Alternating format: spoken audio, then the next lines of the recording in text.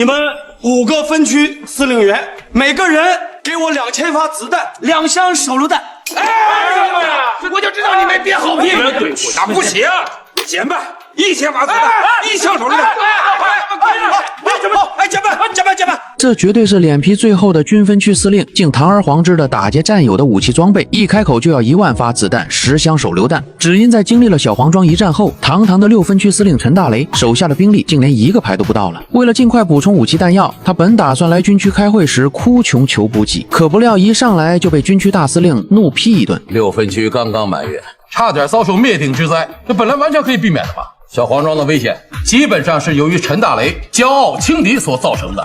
面對領導的批評，陳大雷沒做半句狡辯，反倒玩起了以退為進的高招，硬生生把檢討會變成了自我表揚會。他先順着領導的話認下過錯，緊接着話鋒一轉開始辯解。小黃莊本就是場突發的遭遇戰，6分區剛成立1個月，實際兵力也就1個連，不僅人少裝備差，還大部分都是新兵。可隊伍要想發展壯大，戰士要想快速成長，就得多打勝仗，才能實打實提升戰鬥力。這番說辭是既坦誠又透着機靈，不僅把旁邊幾位分區司令逗得直樂，就連大司令都被整懵了。陳大雷，你這檢討啊，我怎麼聽着像自我表揚啊？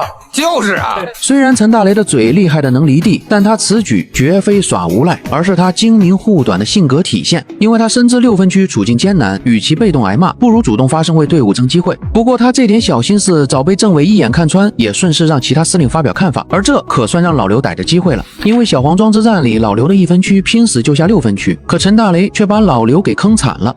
小黃莊一戰啊，這小子把所有的繳獲全獨吞了，我是連1個槍毛、1個彈皮我都沒得到啊！劉強啊，口下留點德呀！在抗戰年代，敵後戰場物資金貴，打掃戰場搶裝備本是常態。可沒想到陳大雷也忒不講究了，也難怪老劉憋了一肚子氣，等着發洩。不過兩人自打長征時期就是生死與共的老戰友了，互相揭短也只是個樂子。然而就在眾人圍着陳大雷打趣時，國軍55師師長李歡正開車急匆匆趕往軍區，此行目的是和大司令洽談聯合作戰，聯手拿下淮陰縣城。可剛到司令部門口就被我方哨兵攔了下來。即便國軍參謀長擺架子訓斥，可我方戰士依舊寸步不讓。在中華大地上，國軍通行無阻，這個跟我們過不去。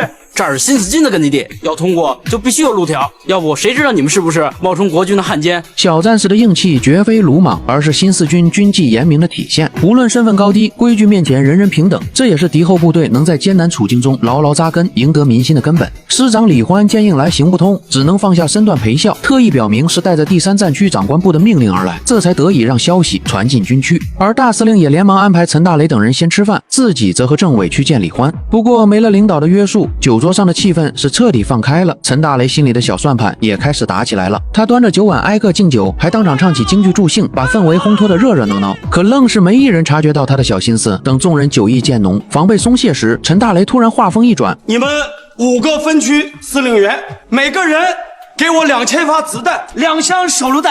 這話瞬間澆滅了眾人的酒意，紛紛擺手拒絕。可陳大雷早有預案，因為深知敵後各分區都缺物資，直接提低要求大概率也會被拒，所以故意抬高門檻，直到見有人提議物資減半後，立馬拍板成交，半點不給對方反悔的機會。這讓其他幾個軍分區司令是猝不及防啊！再敬各位老大哥一杯酒，醉翁之意不在酒。哎呀，這就是個鴻門宴吶！陳大雷這看似無賴的操作，實則藏着帶兵的大智慧。他所有算計都是為了6分區的生存發展，因為新兵多底子薄，缺軍備就沒戰力，所以向戰友薅物資實屬無奈。這份務實精明，幫6分區在缺槍少彈的困境裡硬摳出了成長空間。可陳大雷萬萬沒想到，接下來一場更大的考驗正在等着他。